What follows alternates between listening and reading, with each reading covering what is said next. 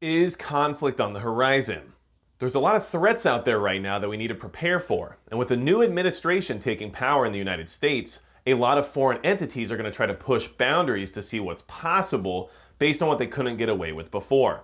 So in this video, we're going to talk about what these conflicts might be, what we need to prepare for now, and whether or not there's a real threat behind some of these new movements going on around the world.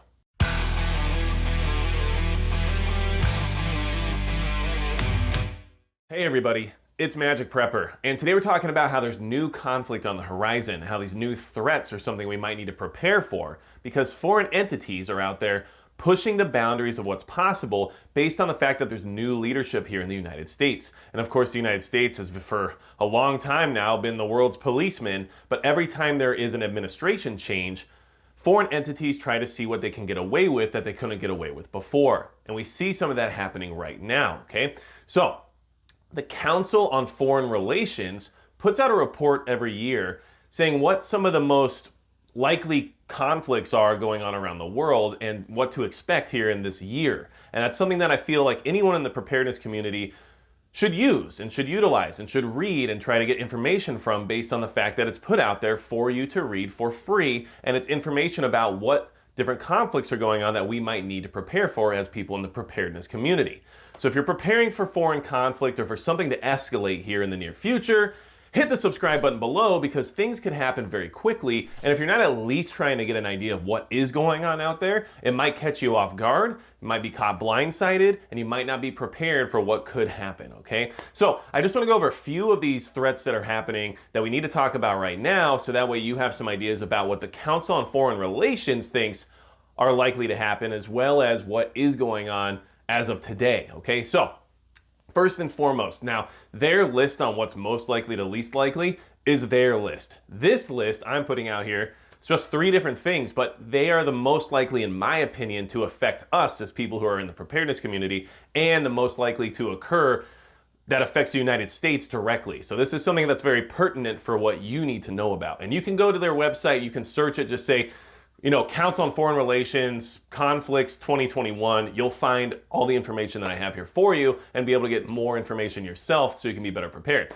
But that being said, China and Taiwan, that is a big one that we need to watch out for. And obviously the mainstream media has a lot of ties to China, and we don't see a lot of reporting on what's going on over there. So when you have to look up this information, most of it comes from foreign news media sources, because they stay on top of it because it's relevant to the rest of the world. However, our mainstream media seems to be either not reporting it at all, or even just pushing it to the very bottom because it's not that important. Even though it could cause global conflict, who really cares, right? So keep that in mind. You got to search for these things and got to find more of what's going on out there, other than what's just being spoon-fed to you, okay? So China and Taiwan have been in conflict for a long time, in the sense that Taiwan acts as its own sovereign democratic republic, and China claims territory of Taiwan and feels the need to unify their territory through force, okay? They want reunification by force, and it's something they've been pushing for a long time.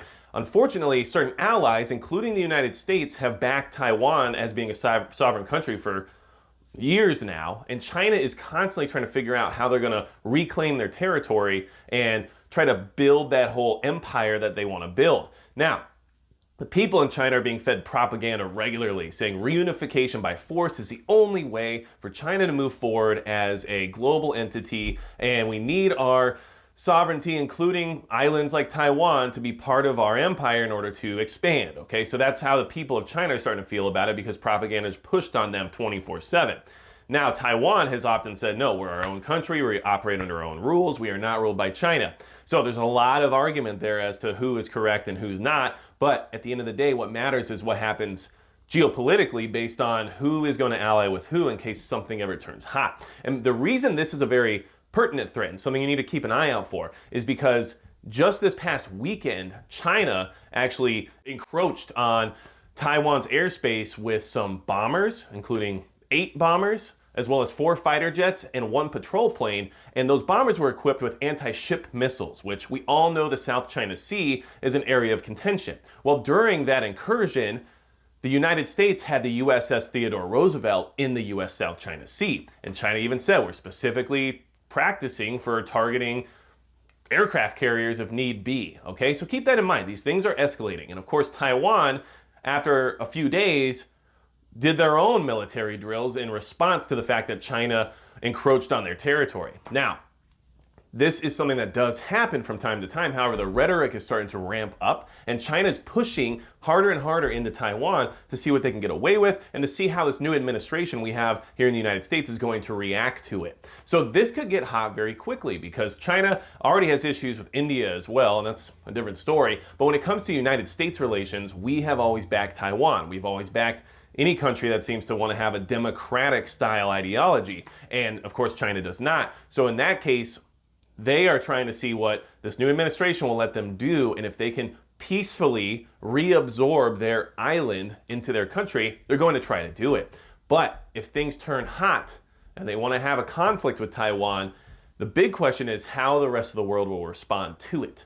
And that is something that we need to be concerned about and be aware of, because the United States is definitely being pulled into that mix, especially when it comes to the South China Sea. So, big conflict that's a possibility here in 2021 that we need to keep an eye on, and already has escalated in just the last few days based on air traffic. You know, when you start sending bombers out for strategy and training and mission specific training, then you need to make sure you understand that it's because there's a purpose behind it. And generally, even in the United States, sending 8 bombers on a training mission doesn't happen very often. So it's not just training, it's generally a show of force, and that's something we need to consider. And since Taiwan is more than willing to throw their air force up in the air and say, well, look what we're doing as well, that's when things can start to get a little dicey. As we've seen over the last few years, yes, the same exact things have happened with Russian bombers in our airspace and our planes going over to their airspace. Things like that happen, and this is a regular occurrence, but it's still something we need to keep an eye on. And now that there's a new administration, who knows what's going to happen.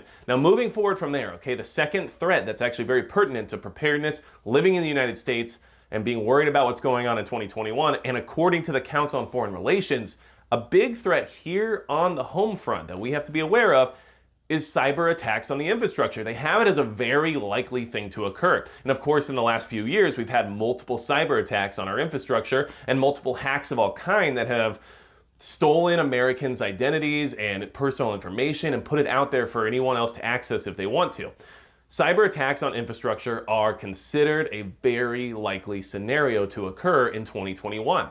The fact that the Council on Foreign Relations is saying that should make you at least pay attention. Keep in mind that this could really happen. If infrastructure goes down, we all know what that means. There's no power. For a lot of people, that means no water. For a lot of people, that means the inability to survive where they currently live. And that causes chaos. And we don't want to see that happen. We all know if the grid goes down, the estimate is that 90% of the population will die. So we don't want that to happen, but we have to keep an eye on it. And the fact that this council is coming out and saying, this is a very likely scenario, be aware of it and prepare what you can now to be without infrastructure, okay? So the third thing on this list that we're going to talk about that is pertinent to what we need to do as preppers and what we need to worry about here in the United States, because there's other conflicts around the world. Of course, there's everything going on in the Middle East and places like Syria and Afghanistan and everything else. But what we need to worry about here is, of course, on their number one threat, but not necessarily in my mind, the North Korea threat. And now, we don't have to talk a lot about it. We already know what the whole situation there is. We already know what their whole plan is and what they want to do, but it's a new administration. So we saw what happened with the last administration when most of their activity basically stopped because they were threatened to a certain point where they decided it wasn't worth the risk to keep pushing forward. But we have a new person in charge that might not react the same way. So North Korea is most likely going to push the boundaries and see what they can do and see what they can get away with and see how the reaction will be if they do something risky. So keep that in mind. It's definitely a possibility. It's definitely most likely going to occur. However, we've seen this before. It's happened over and over and over again. And I don't necessarily see it escalating into something bigger. I think the chance of China and Taiwan getting into a conflict could escalate much easier than what happens with North Korea and could pull us into it much easier as well. And we also have to understand that the US infrastructure being attacked in the sense of cyber attacks could directly affect you and I right away, even more so than a hot conflict half a world away. So keep those things in mind, okay? That's the 3 things I took away from the Council on Foreign Relations conflict threat assessment for 2021. And I'll put a link down in the pinned comment so you guys can check it out for yourselves, because if it's something you're interested in, I think as preppers and people who are more worried about being prepared for emergencies, it's a good article to at least read and just get some basic concepts and ideas about what could be going on out there in the world that could affect us here at home. Now, of course, another threat that they try to say could occur here on the homeland is related to domestic conflict, but unfortunately, I don't necessarily see that escalating to a crazy amount of likelihood very soon. However, I do think it is possible here in the future at some point.